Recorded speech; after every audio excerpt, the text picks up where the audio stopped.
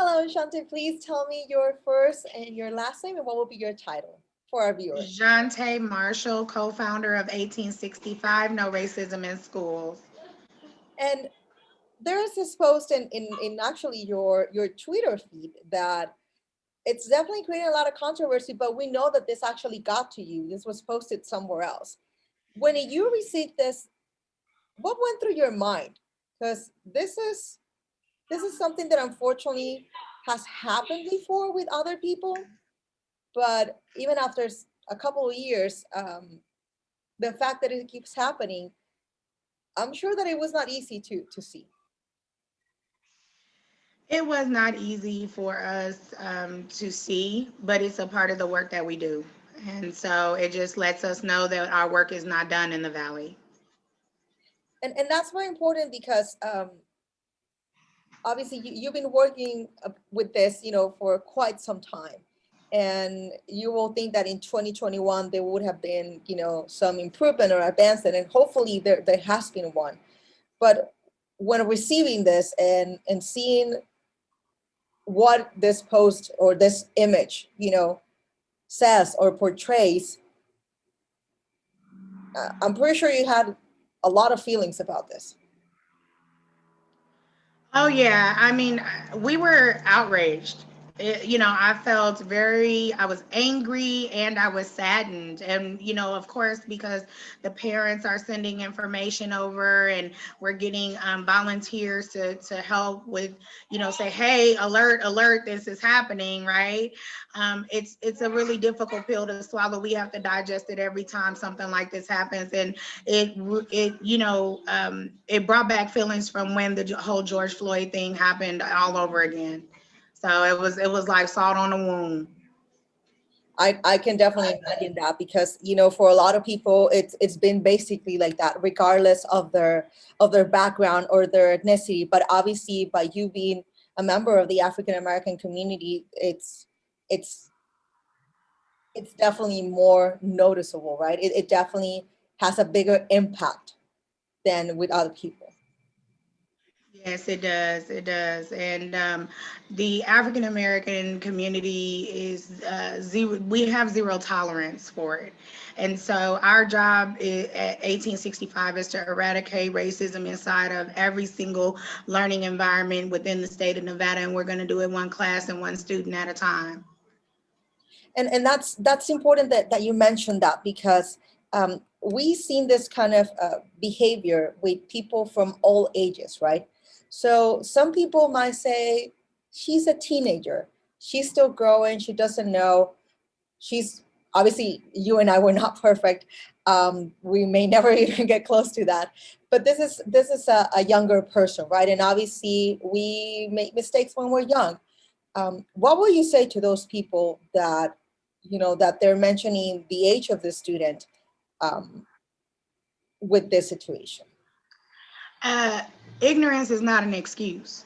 Okay. At the end of the day, everybody has an obligation to acknowledge their bias, and every parent has an obligation to educate their child right from wrong in terms of what's appropriate to be said and not appropriate to be said. And the only reason why anybody is saying anything is because it's George Floyd. But had he been a white man and that would have happened, it would have been, oh, well, why would they make fun of somebody that, was deceased? The man died on live television. You understand what I'm saying? And so I have zero tolerance for anything that looks like hate, racism, or bias. And based upon our reports, this young lady has a history of being inappropriate as it pertains to racial slurs and things like that.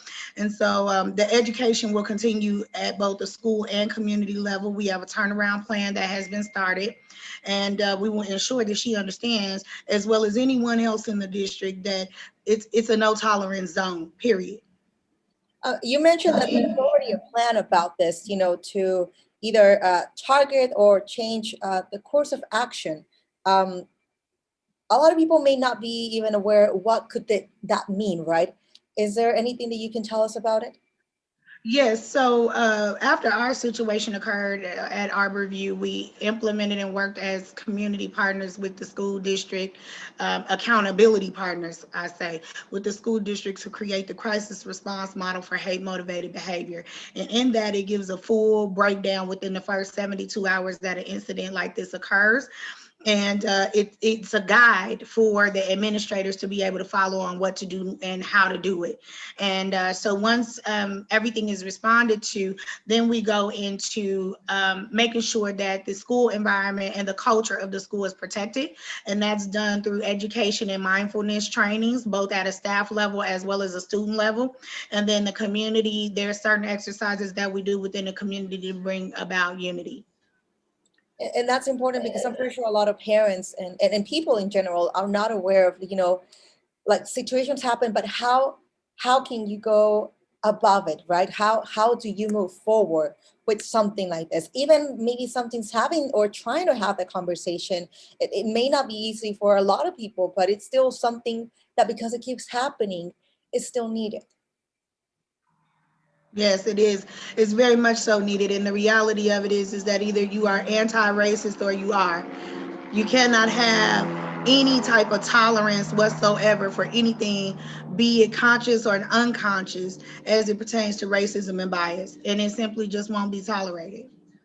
And that's important because we have been hearing that some people still don't understand like the impact of something like this, or um, why it's such a an example, right? Why something like a picture or some words are basically an example of racism nowadays. hmm Well, individuals that are questioning that really just need to take a deeper look and question their own implicit bias. Because if you can't understand it, then it's either that or you need to attend a training. We have free trainings that we offer every single month.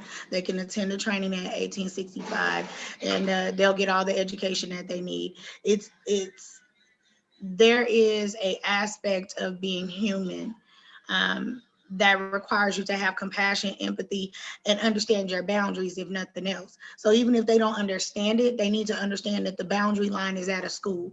So our motto is a racist person can be racist in the community all they want.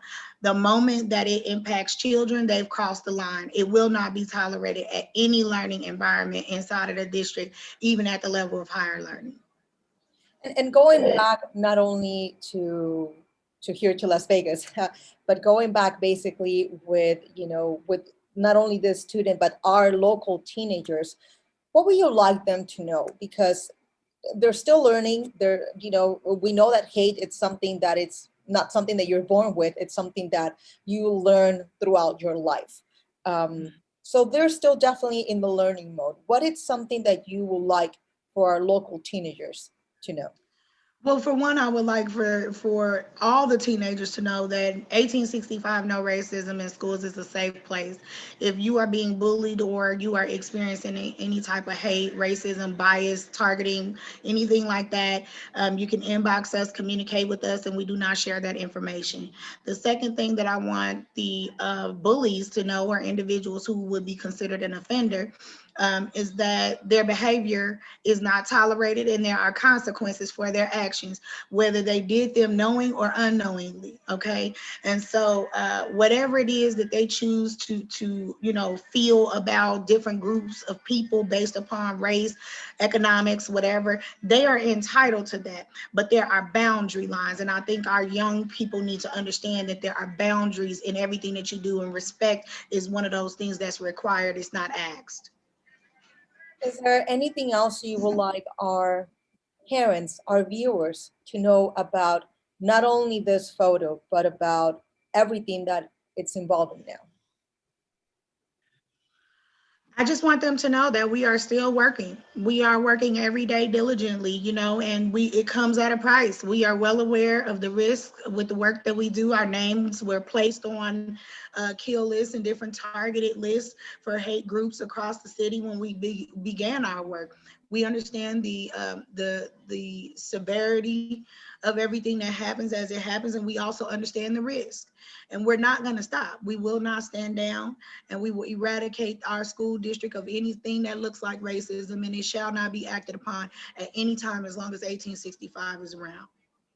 Anything else that you would like to add?